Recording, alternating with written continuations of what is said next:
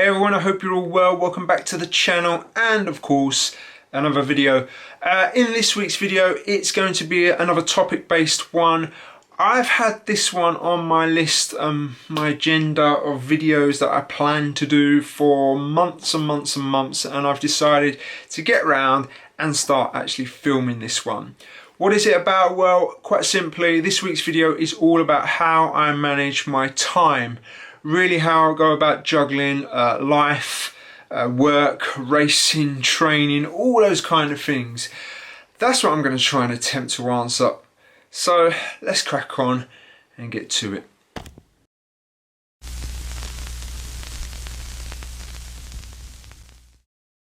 So ultimately, how I complete my training, my professional work, my family commitments, it all really boils down to one thing.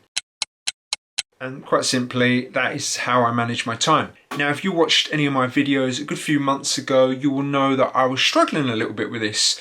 And there are times when work and life just take priority over training and everything else. And as an age group athlete, I think you kind of need to accept that sometimes.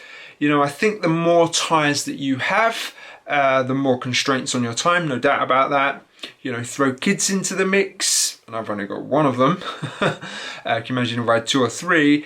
Then obviously that plays a really big part. To be honest, I think if you have a partner, or in my case a wife, then this sport is going to have an impact on them. Now, I can't say if my wife is actually watching this, and I'm not just saying that just in case, but actually she's really incredibly understanding and allows me to do some of this. You know, the long rides, the swims, the runs are all time out really just for me. So having someone that understands that and allows you to do that certainly helps. I personally think that triathlon is quite a selfish sport. Particularly if you want to compete and do well at it, which I kind of do. So having that understanding from your family is quite important, but to help manage some of that and lessen the impact on them, there are some rules in which I try to stick by. Right, training early and around any other things that are happening.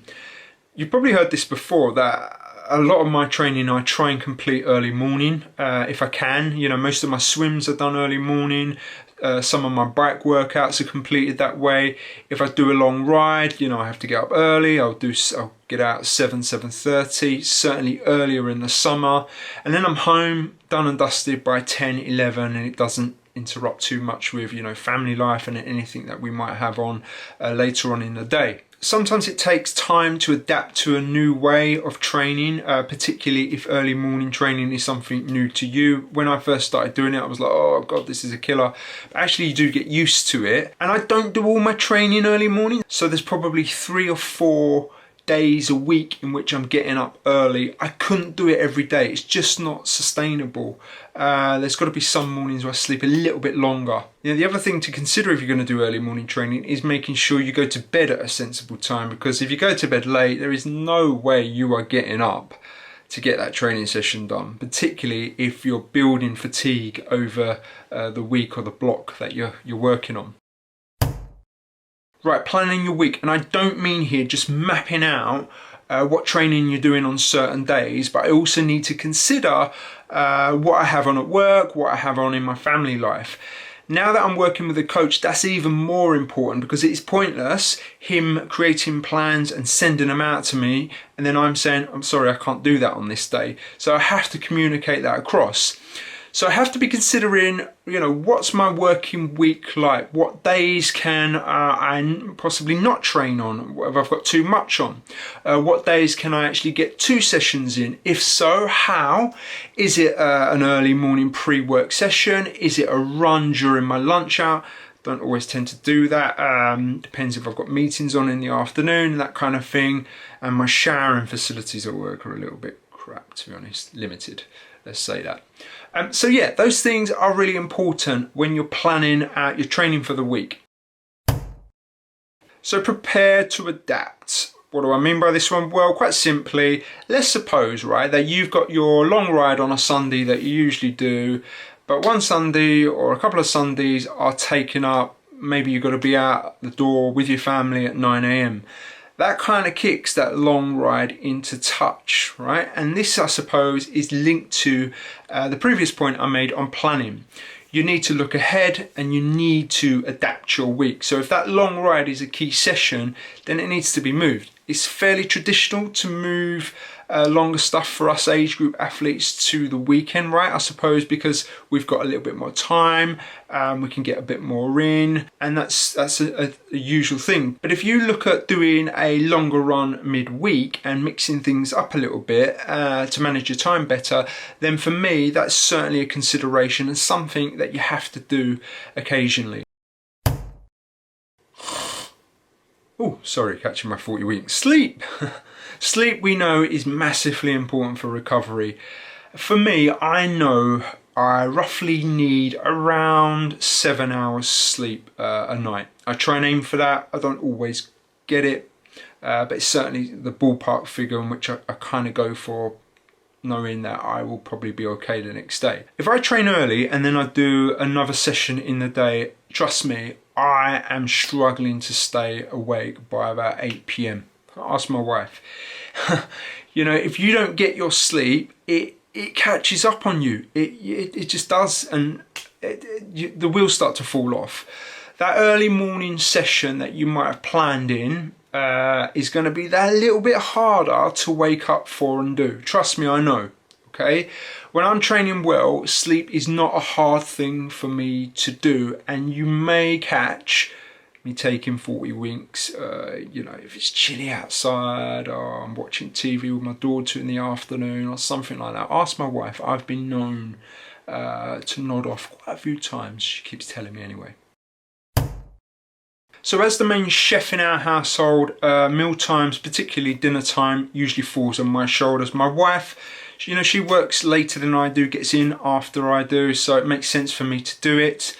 But that does mean that I need to think about meal times and what we're going to eat and that kind of thing. And you don't want to get in from work and you've still got to train. You haven't thought about what you're going to have for dinner. You end up in a bit of a rut really, and you eat crap. So yeah, meal times are important and they do need some planning. Now, I'm going to be honest, I don't do that 100% of the time and every single day.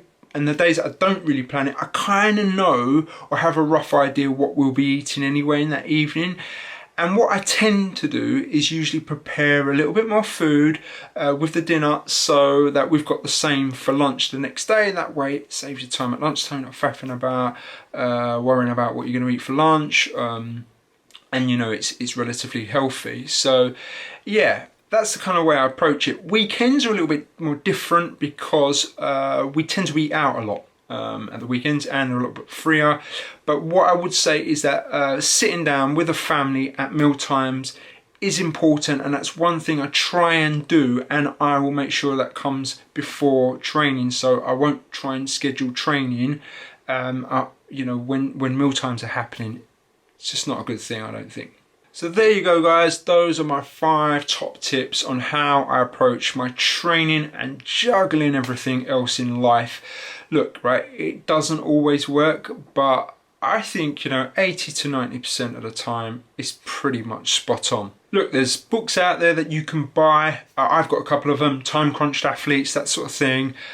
Which give you tips on how you can manage your training and life and all that sort of thing. But here's the thing, the older we get, the more we seem to take on in life. You know, family comes along, kids come along, you might take more on in your work life, and that just makes training and juggling everything that little bit harder. But here's the other thing, if I didn't have this sport, I know that I would certainly have a lot more time on my hands. But equally, I don't think I'd be the person that I am, and I know what triathlon gives me, not just physically but mentally, and I'm really grateful for that. But what I'm most grateful for is having, you know, a supportive family and a wife that allows me to do this kind of thing. And to not make my life any harder, the other thing I have to try and do is film YouTube videos. So I try and fit that in when I can. And usually I find that if you do it when you're training, it's a lot easier. Right guys, I hope you've enjoyed that video, and I do like putting these ones together because it gives me time to reflect and share my thoughts with you. I'd love to hear what you think and what you do and how you manage your time. If you've got any suggestions or things that you do, drop them in the comments box below. It'd be really good to hear from you. And also, if you've enjoyed this video, hit the like button. It really is appreciated. And if you're new around here, and there seems to be a lot of new viewers that are not subscribed, hit the subscription button. Every little bit helps, and I do appreciate it. And I'll see you very soon.